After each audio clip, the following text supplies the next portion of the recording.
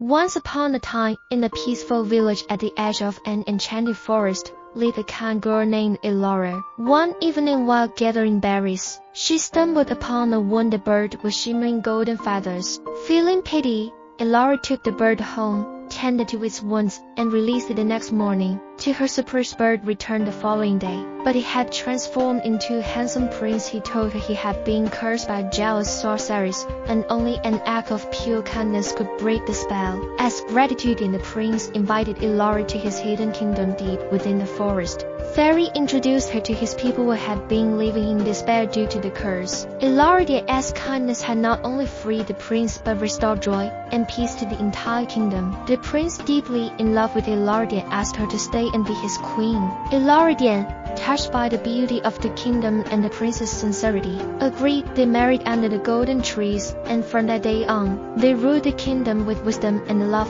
living happily ever after. And the forest, once cursed, bloomed in everlasting beauty.